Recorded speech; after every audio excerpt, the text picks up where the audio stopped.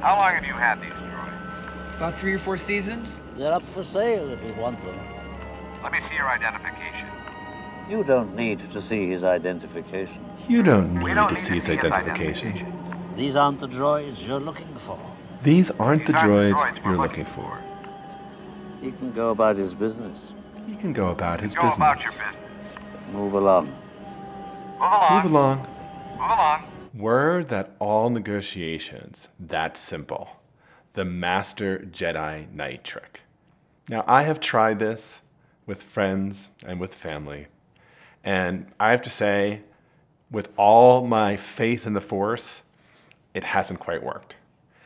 But there's a lot that we can learn from Star Wars clips, and there's a lot we can learn specifically from Obi-Wan Kenobi about creating value in negotiation and making deals happen that wouldn't seem like they're going to happen, and we are going to have some fun with that today.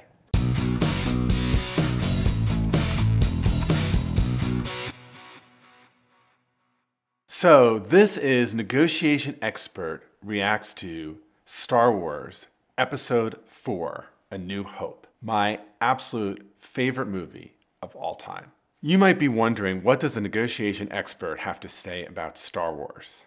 And if you're wondering that, I would say, I find your lack of faith disturbing. yeah, this is my absolute favorite film.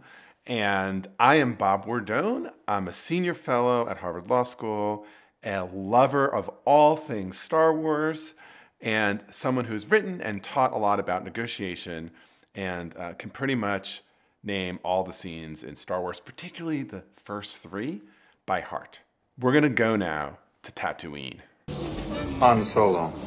I'm captain of the Millennium Falcon. Chewie here tells me you're looking for passage to the Alderaan system. Man, Harrison Ford is young there. Fast ship. Fast ship. You've never heard of the Millennium Falcon? Should I have? It's a ship that made the Kessel run in less than 12 parsecs. I mean, might have helped if Obi-Wan Kenobi did his homework about the Millennium Falcon. Not the local bulk cruisers, mind you. I'm talking about the big Corellian ships now. She's fast enough for you, old man. What's the cargo? Only passengers. Myself, the boy, 2 droids, and no questions asked. What is it, some kind of local trouble? Let's just say we'd like to avoid any Imperial entanglements. Well, that's the real trick, isn't it? And it's going to cost you something extra. This is a great negotiation moment from my perspective. Now, you, I think, need to have seen the Star Wars movies to know this, but Han Solo, that character played by Harrison Ford, he loves adventure. He lives for risk. He likes to take risks. He thinks they're fun. He probably would pay to have them. So with that knowledge, it's really interesting what's happening here. Because when Obi-Wan Kenobi says, I want to avoid Imperial entanglements. on the inside, right, if we had a little thought bubble for Harrison Ford, he's probably thinking, this is going to be fun. It's actually a possibility of shared creating value.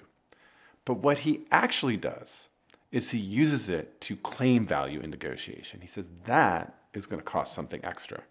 And in negotiation, there's always this tension between finding shared interests that could be used to create value or withholding your true preferences and using it as a way to extract some additional value for you.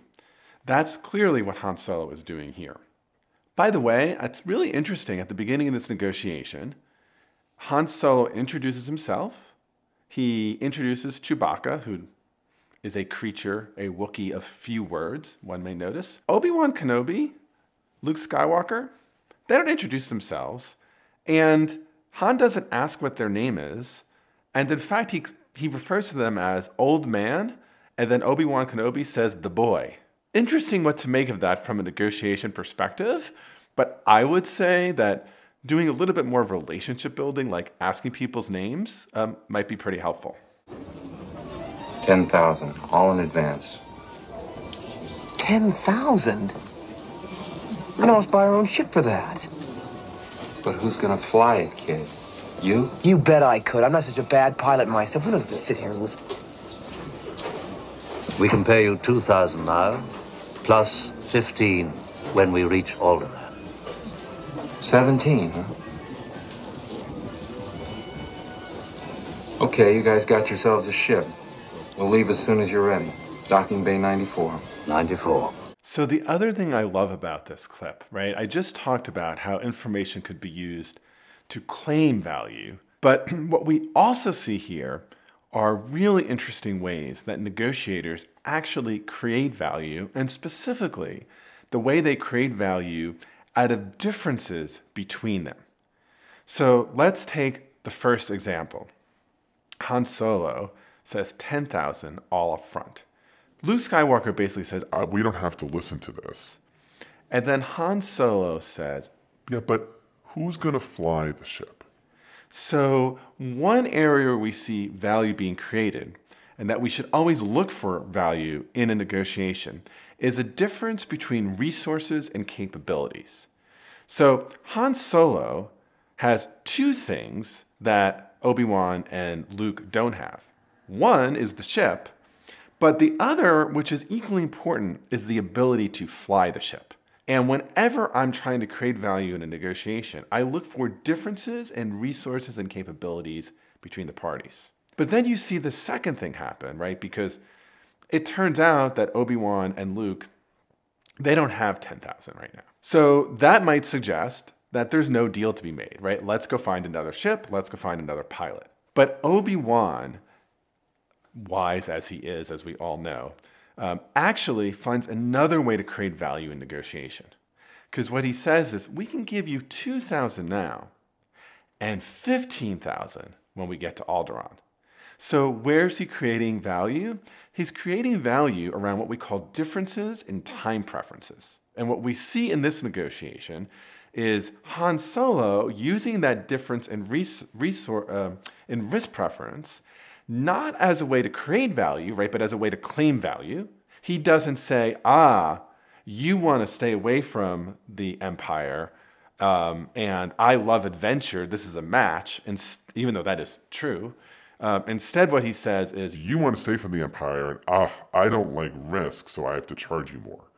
so he uses a difference to claim more value for himself. Obi-Wan uses two differences, right, resources and capabilities, and time preferences as a way to actually create some value. Okay, I promise this is the last clip for real.